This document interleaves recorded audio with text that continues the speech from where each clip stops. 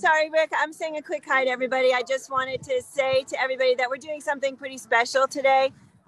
Sort of a tribute to Kevin Locke. Rick is going to take us through a beautiful journey.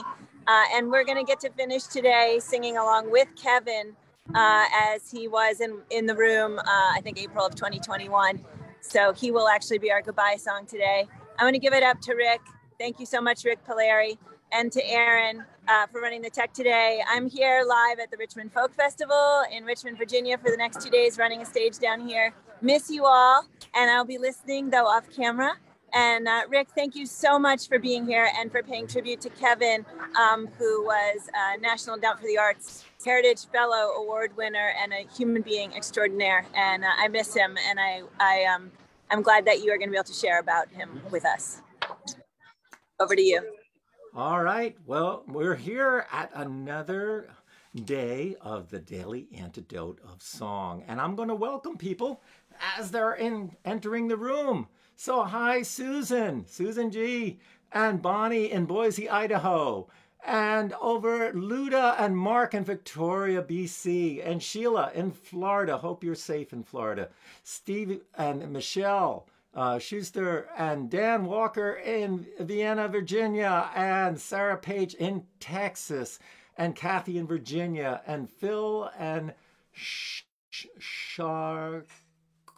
Sharyuka. I'm trying.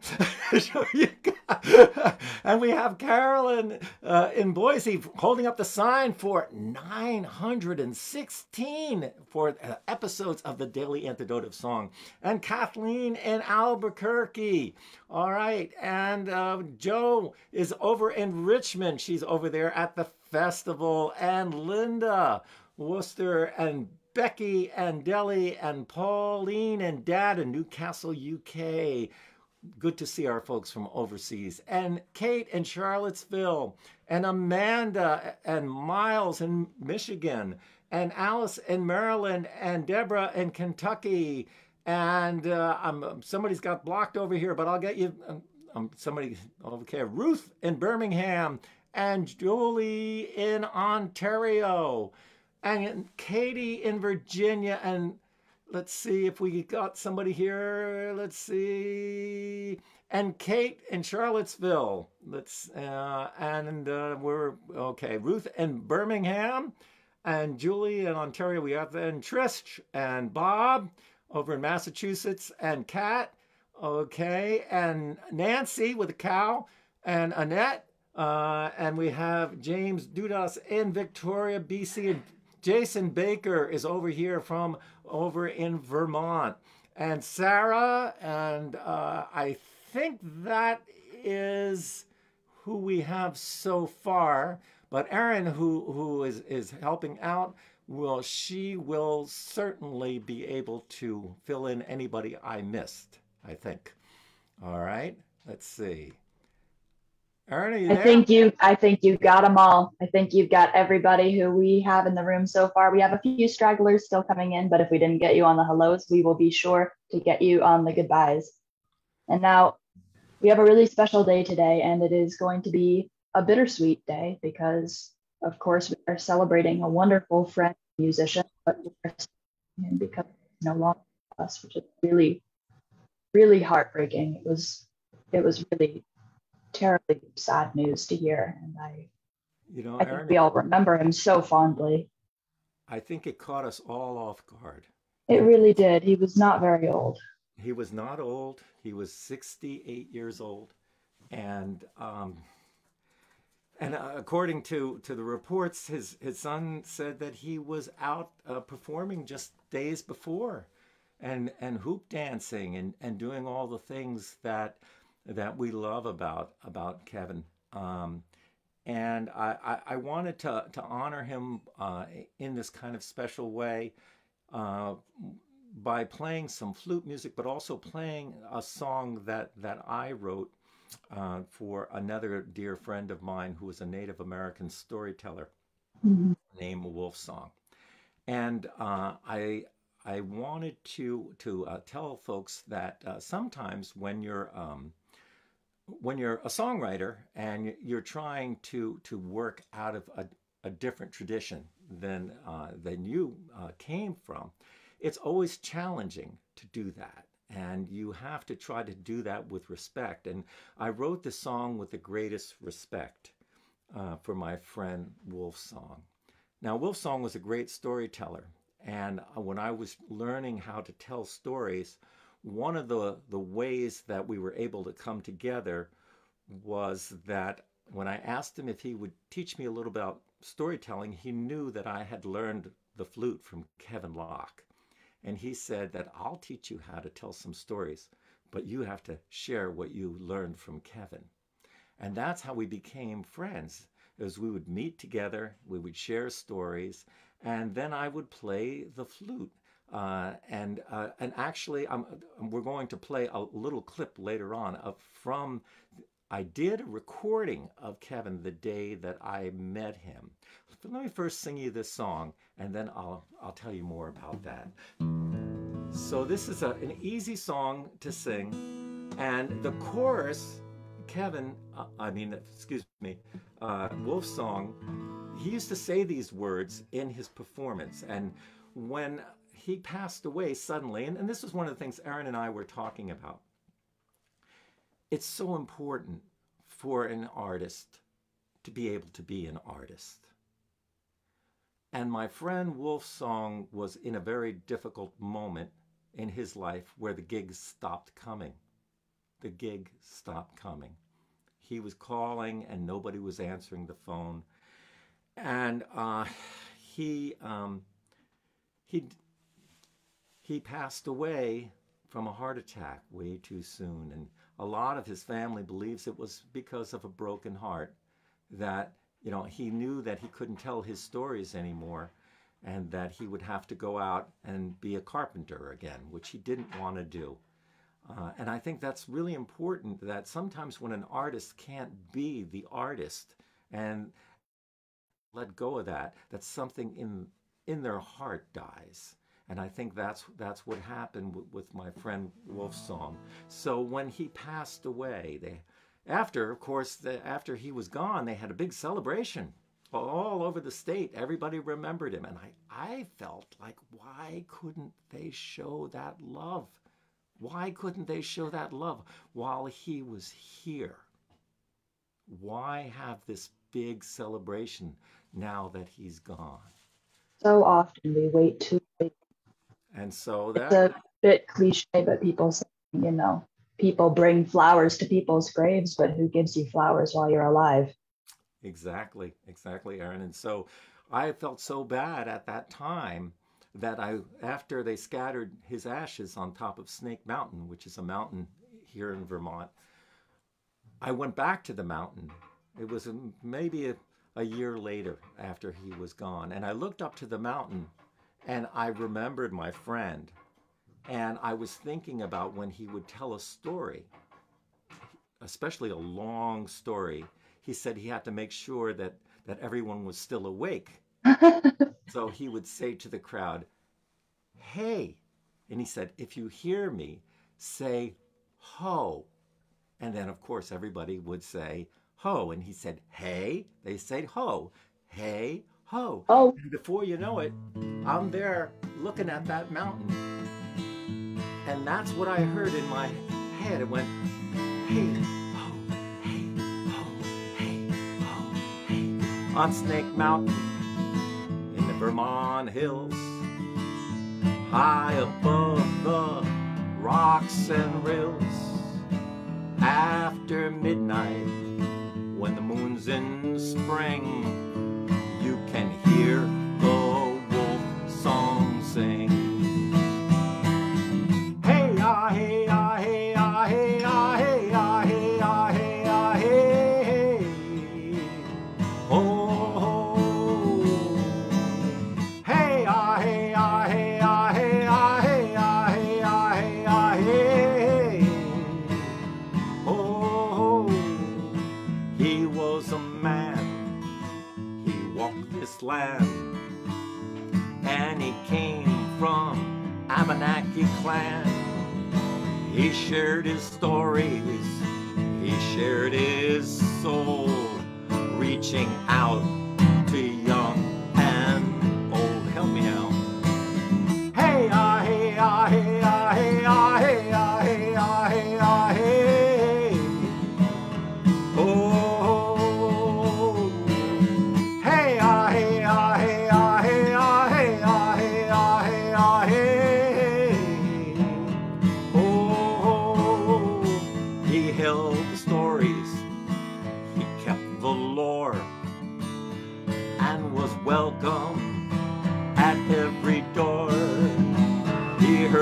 calling of the loon. Then he left with the daughter of the moon. Hey, ah, hey, ah, hey, ah, hey, ah, hey, ah, hey, ah, hey, ah, hey. Oh, oh. Hey, ah, hey, ah, hey, ah, hey, ah, hey, ah, hey, ah, hey, ah, hey. Oh, now his journey in this world is through, but he still lives in me and you, like Gosagobi and all his friends. Now his story will never end. No, no, no. Hey, ah, hey, ah, hey, oh, we remember. Hey, ah, hey, ah, hey. Ho, ho. Hey, ah, hey, ah, hey, oh, we remember. Hey, ah, hey, ah, hey, hey. Oh, one more time. Hey, ah, hey, ah, hey, oh, we remember. Hey, ah, hey, ah, hey, hey. Oh, hey, ah, hey, ah, hey, ah, hey, ah, hey, ah, hey, ah, hey, ah, hey, hey. Oh. So we remember in song, and we remember in story, and that's the important thing, Aaron. That we don't forget. In many cultures, they say as long as your name is spoken, you'll be remembered. And today, we're going to remember somebody who's very, very special to so many people. Kevin Block.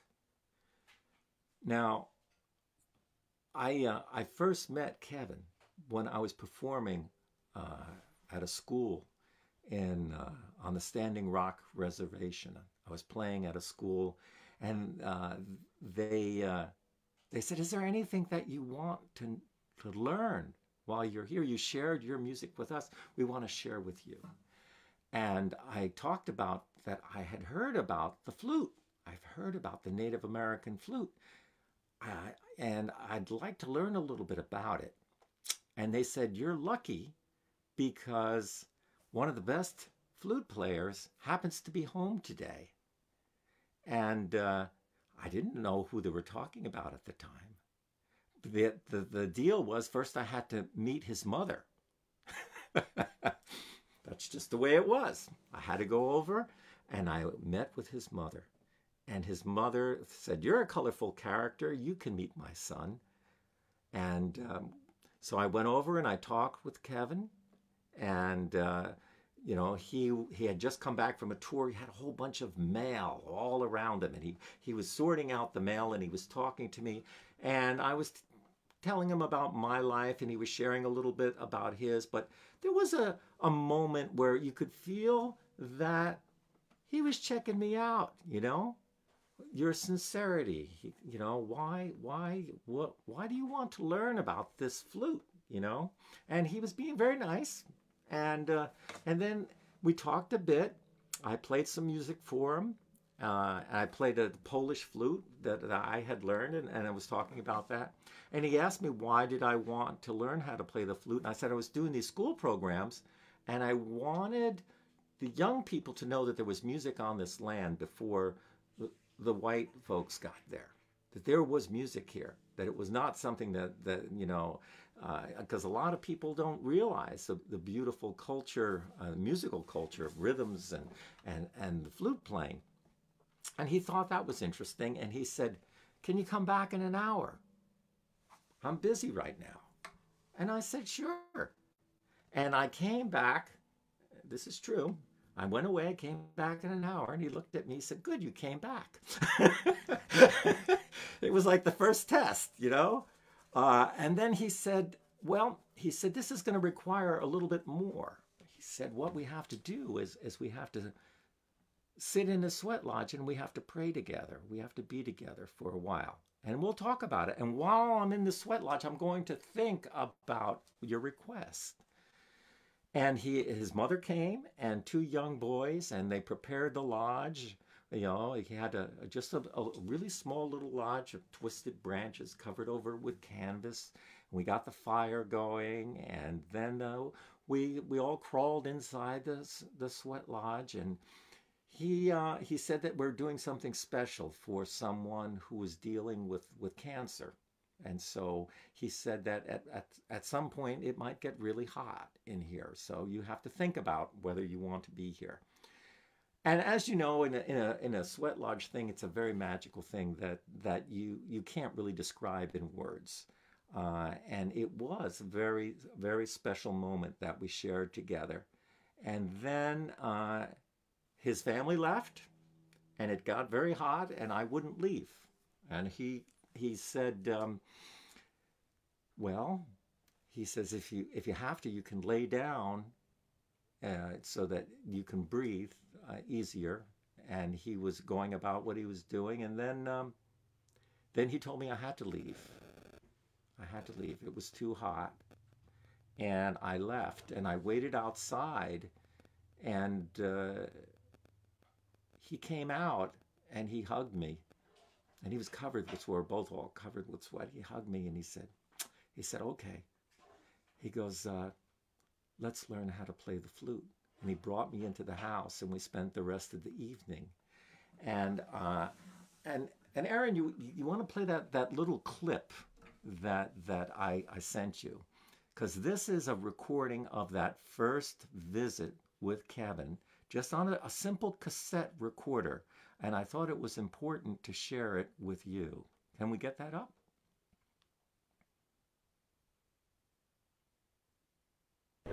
I remember that's one that I really liked. I noticed that the sound of the warbling that you're getting in there, that is really what makes the flute come to life. Yeah. Is that a special technique that you had to develop in order to do it, or something that came natural for you? Well, I just play it, and then you're talking about the vibrato in there. Mm-hmm. Yeah. Well, that is a traditional Indian flute technique. Mm-hmm. Yeah. I don't know. I really don't know. I suppose it is a feature of other types of flute traditions mm-hmm. throughout the world. Is that not correct?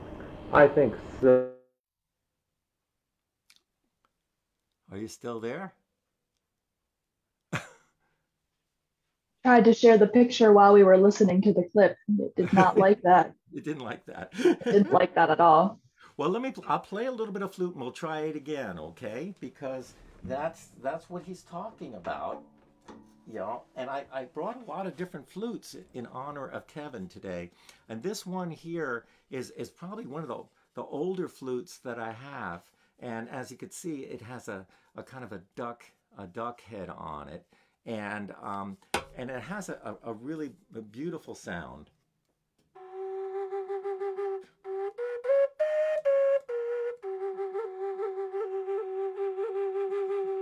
Now, this is the kind of flute that was found a long time ago, when none of the flutes were actually in tune with each other. Everybody has their separate flutes. And so it's not like today, like when I play a flute today, like this flute, you could play with any other flute player.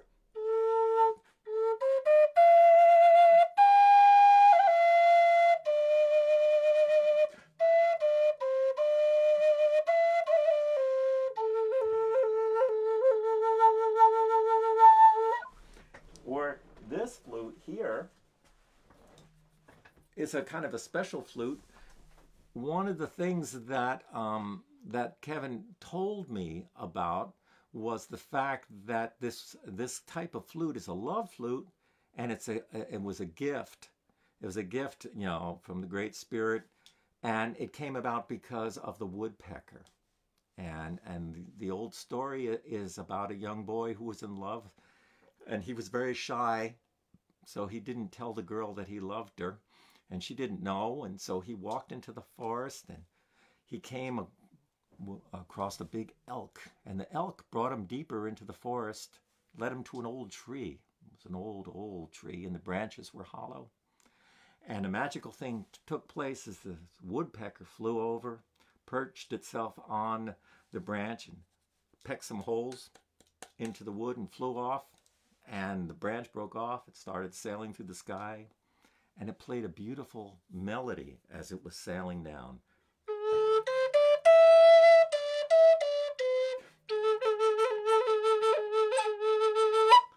And then he picked it up and he brought it back. And he asked the old wise elder about it. And he said it was a gift from the Great Spirit and should be used in the love or courting traditions. And so when he played the flute, of course, the young girl heard the song and immediately fell in love with him. But all the boys were jealous and they wanted to know where he got the magic power. And he told them about the old tree, and they all went over and made flutes of their own. And so that was an old tradition about the gift of the woodpecker. And as we talked about, we're going to play the clip again with Kevin, and you can hear that you know, the vibrating sound. And you get that with your Adam's apple here. You can feel it, and in your stomach.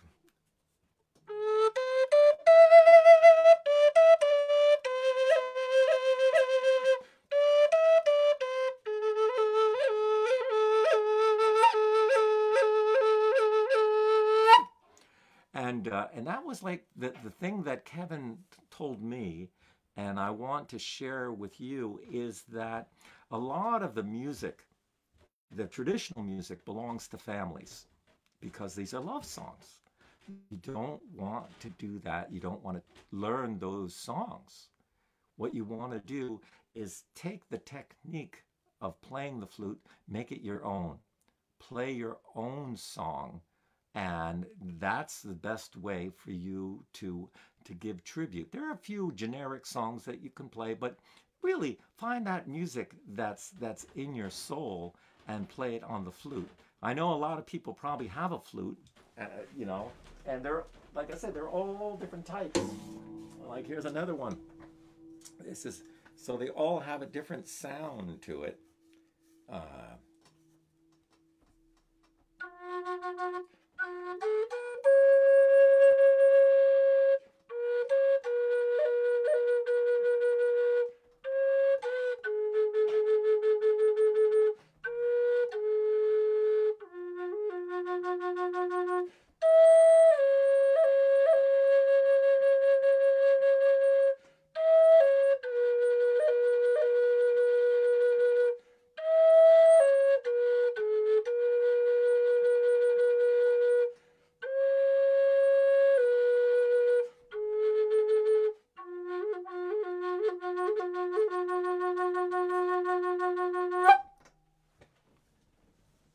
Erin, you want to play that? Just beautiful. Let me play the rest of that clip that I accidentally cut off before.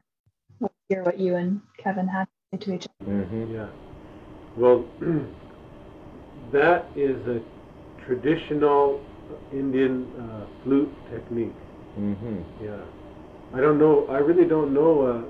I suppose it is a feature of other types of flute traditions throughout the world. Is that not correct? I think so, but it's more pronounced on your flute playing than most other ones, where it really gives a certain distinctiveness that it really sometimes makes chills run up and down your spine. You know, just the way that the note fluctuates like that. Yeah. Yeah. This is the now this flute here has a natural vibrato. Mm-hmm.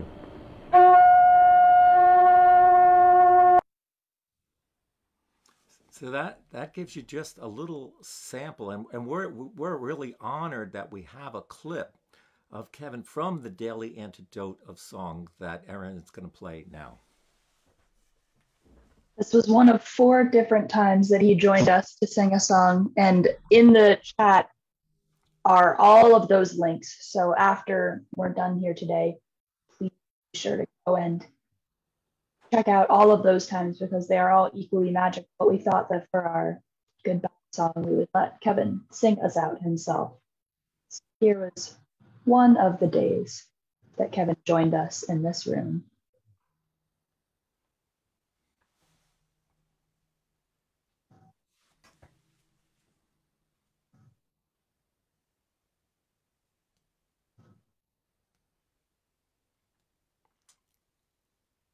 need some sound. Are we getting sound? Not on my end either. All One right. moment. Let's try it again, Aaron. Try one time. Sometimes. Once more with feeling. Sometimes Zoom can be a little bit crazy. Let's see. Mawani, Better. mawani, mawani, lechia o iokpi, nue, wakaya o mawani, wakaya o mawani. So now we're not quite done yet because, so we're asking for beauty all around us. And, beauty is, there's many dimensions or many levels of beauty. You could be living in a real beautiful place, like maybe over there where Joe lives in Washington, D.C. Now it's perfect weather. All the cherry blossoms are out. All the birds are singing. It's so beautiful. You walk out, it's just like paradise. It's like everywhere you look, everywhere you turn, it's just all that color and all the beautiful sound, beautiful fragrance. Everything is paradise in beauty. But, no matter how beautiful a place it is that you live, here's my question to Joe. Is it possible, just hypothetically, is it possible to encounter or find a grouchy person where you are? Is it? Yes or no? Well, maybe once in a while. Once in a while. Yeah. So see, this is an indicator of something. It kind of tells us that no matter how beautiful it is wherever we are, there's one place that's most important to be beautiful. And once that place is beautiful, everything else is beautiful. Where is that place? In our That's right. hearts. Yeah, exactly. It's inside of ourselves. So that's why when we do this song, you have to use the seven verses to make it complete. So we'll try it one more time, and we'll ask for beauty within our hearts, within ourselves. And that's how we can be restored to balance, harmony, and beauty. So if everybody's ready, we'll do one more verse, and here we go on the count of three. Okay, 1, 2, 3. Mawani, mawani, mawani, lechia o iokpi, nue, wakaya o mawani, wakaya o mawani. So that's it. You just have to put your pedal to the metal and give yourselves a big hand, a big round of encouragement as we endeavor every day to make that day more beautiful, more and more beautiful. And it doesn't matter how deep the snow, if it's blizzarding or whatever, as long as you have beauty in your heart, then everything else becomes beautiful. Wouldn't you agree? Boy, what a treasure that is to show the community here. That we are this special community that I think that once again, Aaron, we're talking about that idea of artistry and how blessed we are to have all the artists that come in every day and share something new with you, with all of the family here, and how it's important for the artists too. Just as it's important for you as the listeners and watchers, it's important for the artists to have this community. And we really felt the loss of the community in the middle of this pandemic, where all we had was a screen. All we had was, we didn't have that live audience that we're starting to get back again. So I just want to say how grateful that I am, and I know so many other artists are, and how important it is for you out there when you see an artist to understand what the art means to them, to watch Kevin do the hoop dance. If you have not seen that, you should go on a look for that on a video to watch him do the hoop dance. Kevin and I did some shows together where I was playing some of the Polish flutes and he would play the Native American flutes, and I watched him do the dancing. And the thing was that he would say in the dance that he had the hoops were different colors. and there was a red hoop, and there was a white hoop, and there was a yellow hoop, and a black hoop, and a brown hoop, I think. And he would dance, and he'd have all these hoops all around him. And then near the end, he would somehow make a ball. It was a beautiful ball that he would hold over his head. And he said, see, if we all work together, we can make this world a great place. But you take one hoop out, and everything fell apart. And that was such an important lesson that he would share. And he was such a giving and sharing person. And when he came here to Vermont, he stayed with us a few times. And one time, it was really funny. Mariana and I were in the kitchen. We heard this thumping around. And I was like, what's going on? And there was Kevin doing the grass dance in the middle of the living room. And he's burning sage. And it was just, just incredible. And then he wouldn't take himself very seriously too. He would talk about, he said that there was I can't remember how many different words that they had, Native American words that they would use for coffee, and then he said, but on the reservation, we use one, Folgers.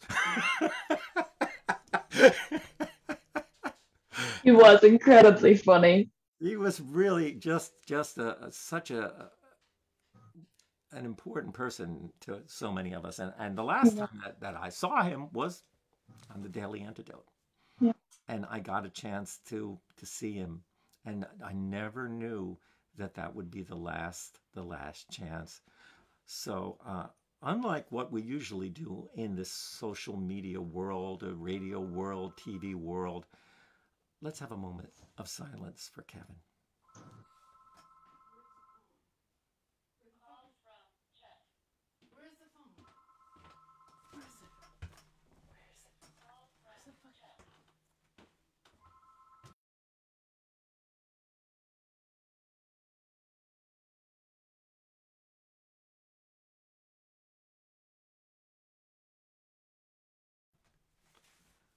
I thought that was an appropriate kind of thing, that's when we know when there's no art, when there's no music, is when there's silence. And that's when we can give thanks for the fact that there is the music, and there is the talking, and there is the laughter. So Erin, did you want to say anything? I just want to say that as much as sometimes the modern world feels overwhelming, and occasionally it feels like we are so easily losing touch with the things that are most important, I want to say that it is so wonderful to live in a time when, even though these people are no longer with us, and even though we cannot actually talk to them, the fact that we can go and watch a video of them singing to us and telling us stories, and the fact that we have these little pieces of memory and of our loved ones that live on, I think is something that I am consistently so grateful for. So if you'd like, I'll sing the song of remembrance for my friend Wolfsong, and we'll think of Kevin as we sing it also. On Snake Mountain, in the Vermont Hills, high above the rocks and rills, after midnight, when the moon's in spring, you can hear the Wolfsong sing. Hey ah, hey ah, hey ah, hey ah, hey ah, hey ah, hey ah, hey, oh, hey ah, hey ah, hey ah, hey ah, hey ah, hey ah, hey ah, hey, oh. He was a man, he walked this land, and he came from soup. He shared his stories, he shared his soul, reaching out to young and old.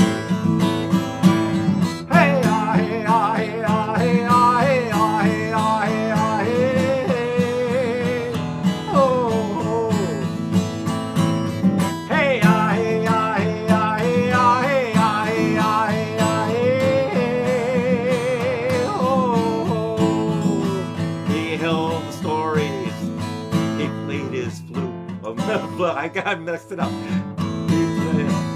I was trying to stick another word in there. It doesn't work, folks. He held the story. He kept the lore and was welcome at every door. He heard the calling of the loon, and he left with the daughter of the moon. Help me now. Hey, ah, hey, ah, hey, ah, hey, ah, hey, ah, hey, ah, hey, ah, hey, oh, oh. Hey, ah, hey, ah, hey, ah, hey, ah, hey, ah, hey, ah, hey, ah, hey, oh, oh. Now his journey in this world is through, but he still lives in me and you, like Gosagobi and all his friends. Now his story will never end. Hey, ah, hey, ah, hey, oh, we remember. Hey, ah, hey, ah, hey, oh, oh. Hey, ah, hey, ah, hey, oh, we remember. Hey, ah, hey, ah, hey, oh, oh. Hey, ah, hey, ah, hey, oh, we remember. Hey, ah, hey, ah, hey, oh, oh. Hey, ah, hey, ah, hey, oh, we remember. Hey, ah, hey, ah, hey, oh, oh.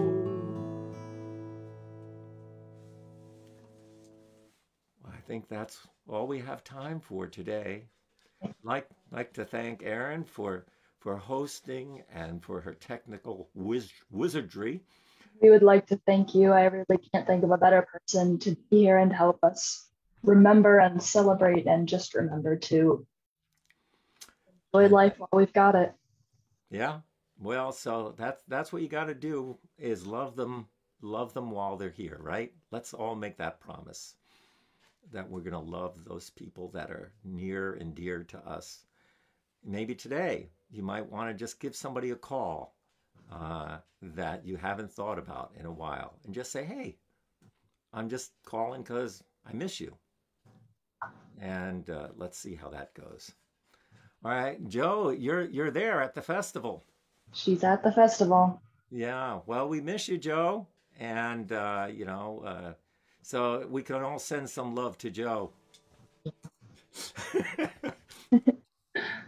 Thank you, everybody, so much for being here today. This was really a wonderful way to celebrate a wonderful, wonderful person who touched all of our lives in some small way, and people's lives in enormous ways that we cannot even begin to imagine.